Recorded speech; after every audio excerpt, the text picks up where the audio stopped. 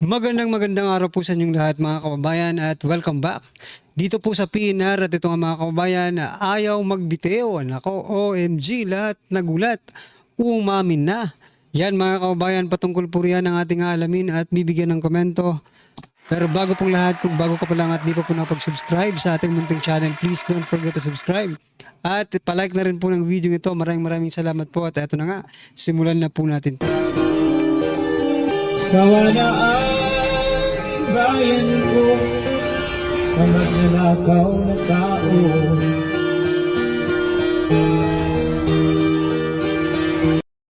So yan mga kababayan, bago po natin muling i-play ang video ito, pasadahan po muna natin ang mga nagtitrending na mga balita dito po sa mundo ng social media. At unahin na nga po natin ito mga kababayan, President Bongbong Marcos Jr. Walang planong magbitiw sa pwesto. Sabi niya po, bakit ko gagawin yun?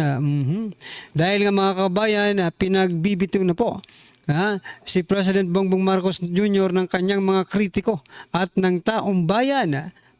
Pero hindi niya raw gagawin yon dahil yan, bakit daw niya gagawin yon mga kababayan? Di ba? Siyempre, siya po ang presidente mga kababayan. Pero, ang problema, di ba? Para kasing wala tayong nakikita na medyo, di ba, doon sa kanyang mga pinangako. At saka pag nagsasalita po ang ating Pangulo, halos kabaliktaran po ang nangyayari at di ba sa kanyang sinasabi. Tumanging magbitiw sa pwesto si Pangulong Ferdinand Bongbong Marcos Jr. matapos ang direktiba niyang courtesy resignation sa kanyang gabinete. Kasi mga kasabi po ni Attorney Rodriguez, Vic Rodriguez, instead, or kahit pa mag-resign lahat ng gabinete ni PBBM, hindi pa rin masusolusyonan ang problema. Kasi ang problema daw, sabi ni Attorney Vic Rodriguez, ay mismong si President Bongbong Marcos Jr. Do you believe that mga kababayan? That the problem na dapat solusyonan ay si President Bongbong Marcos Jr. Nako po. Ayaw magbitiw sa pwesto. Anyway, ano po ang inyong reaction dyan mga kababayan? I-comment nyo na lang po. At eto pa. PBBM bagsak trust rating. Digong mas pinagkakatiwalaan kaysa kay BP Sara survey. Ayon po yan sa Abante News Online. Ano ba tong balitang ito? PBBM bagsak trust rating. Tapos Digong mas pinagkakatiwalaan kaysa kay Vice President Sara Duterte. Hindi ba pwede ganito na lang para mas simple, para mas maintindihan ng ating mga kababayan? PBBM bagsak ang trust rating. Duterte mas pinagkakatiwalaan ng taong bayan. Kasi si Vice President Sara Duterte at si former President Duterte ay Duterte, di ba? Ganun na lang eh. Duterte mas pinagkakatiwalaan ng taong bayan, PBBM bagsak ang ratings, di ba? Negative 10 yata yung ratings, yung trust rating eh. Kita nyo na yan. Sabi ko na nga ba magne-negative ito. Hindi pa ba kayo nahihiya? Di ba? Negatibo na po ang inyong trust rating pero patuloy pa rin kayo sa ayaw nyo pa rin magbitiw. Di ba?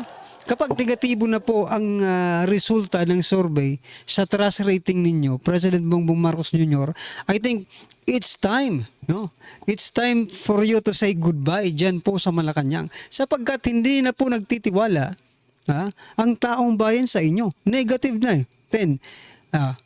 Ano bang gusto mong maging survey pa sa susunod? Negative 50%? Negative 60%?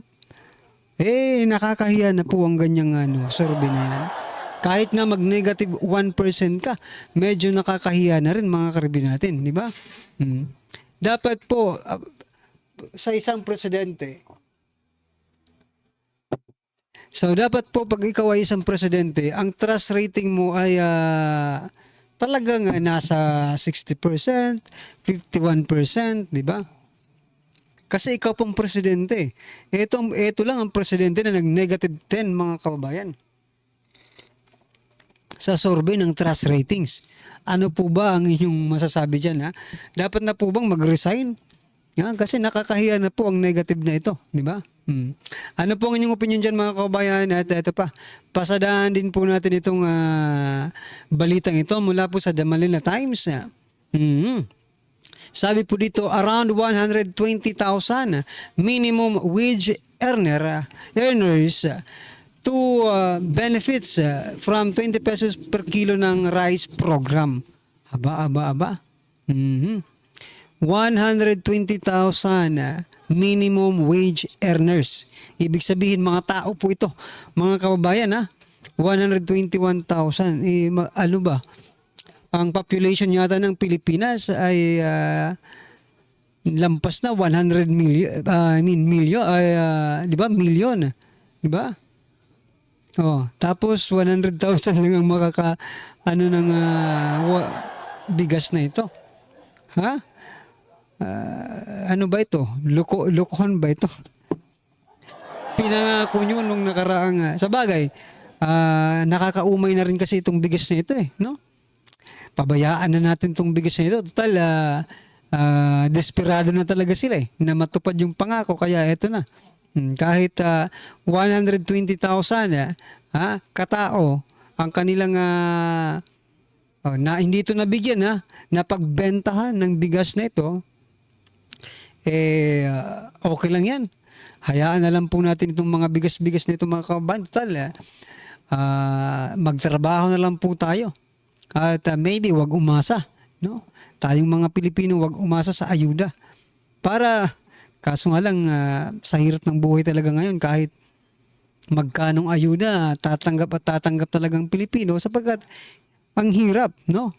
Ang mamahal ng mga bilihin, kaya mapipilitan ka pa rin kahit ayaw mo ng ayuda, magpapaayuda ka pa rin. Siyempre, no? Libre na yan At saka alangan ng mga mapunta lang yan sa mga bulsa ng mga buhaya. Di ba? Nandyan na yan So yan mga kabayan, ano po ang inyong opinion dyan? I-comment nyo na lang po. At eto pa, bigyan din po natin ng reaksyon at komento. Ito, si Speaker Martin Romualdez. Nandun pala sa ASEAN, no? Itong si Speaker Martin Romualdez kasama po ni President Bongbong Marcos Jr. Ito po ang balita mga kabayan mula po sa Radyo Pilipinas. Sabi dito, nakibahagi si Speaker Martin Romualdez sa pagbubukas ng 14th ASEAN Leaders Interface kasama ang mga kinatawan ng ASEAN Interparliamentary Assembly sa Kuala Lumpur, Malaysia noong Lunes ng hapon mga kababayan. Nagkaroon siya ng pagkakataon na makausap ang kanyang counterpart na si Tan Sri Dato Johari bin Abdul, Speaker ng House of Representatives ng Malaysia. Sa kanyang intervention na nawagan si Romualdez para sa kolektibong aksyon ng ASEAN para depensahan ang rules-based international order, pagbibigay kapangyarihan sa mga mamamayan at pamunuan ng ASEAN sa pamamagitan ng visionary legislation. Kasama rin na nakibahagi sa naturang pagpupulong si Pangulong Ferdinand Bongbong Marcos Jr. Yan mga kababayan, dalawa pala silang pumunta sa ASEAN. So, after ng event na ito, ano kaya ang magiging benepisyo ng Pilipinas? Or may mag-i-invest ba sa Pilipinas? Or may makikipag-cooperate ba sa Pilipinas? Or bistado na nila ang ating presidente at ang ating Speaker Martin Romualdez? Diba? Ano po ang inyong masasabi dyan mga kabayan? Dalawa pala sila nga pumunta doon. Well, anyway, congratulations dahil naging matagumpay po ang inyong pagpupulong sa mga leaders ng ASEAN. Ito pa mga kababayan, bigyan din po natin ng komento itong, Ito pong balita sa Politico 4 hours ago mga karibin natin. President Ferdinand Marcos Jr. is reportedly set to revive the Office of Cabinet Secretary, a position he abolished upon taking office in 2022 as part of sweeping cabinet overhaul. with former Interior Secretary Binhor Abalos being lined up for the post. Mukhang eto. Abalos in, Lagdameo out. So si Lagdameo po mga kabayan, siya po yung assistant to the president, di ba? Ang tawag dyan? Basta assistant po siya ni President Bongbong Marcos Jr., no? Marcos eyeing revival of CABSEC na post. Yan mga karibi natin. Mukhang magbabalik si Abalos sa Malacanang bilang secretary na naman mga karibi natin. So, ganun pala yun. Pwede pala. Sa bagay, yung iba nga, sabi, courtesy resignation, di ba? Pero yung iba, nandyan pa rin, reni-assign lang. How about Abalos, di ba? Galing na yan dyan eh. Ibig sabihin, itong nangyayari nito. May nire-reassign, may natanggal, may nasibak, di ba? Si Solgen at saka yung sa DENR. Ngayon naman, meron pong babalik ang pagbabalik ni Abalos. Yan mga kababayan, no? Grabe, grabe. Kung nanalo pa lang si senador ito, nako, baka gawin pa rin sekretary ito. Di ba? For example, sino ba ang Department of Education natin? Si Angara, di ba? Senador naman yan eh. Binilagay sa education bilang sekretary. Kung nanalo si Benhur Abalos, di ba? Posible rin na ilagay sa isang departamento. Grabe naman. Grabe ang kagahaman sa mga kapangyarihan, mga kababayan. Ito, last po natin pag-uusapan. Ito mga kababayan, ako, magugulat kayo dito. Kaso versus mga tulpo, binasura ng COMELEC. Ibinasura ng Commission on Election, COMELEC, and Bank ang kasong isinampa laban sa mga tulpo pagdating sa issue ng citizenship.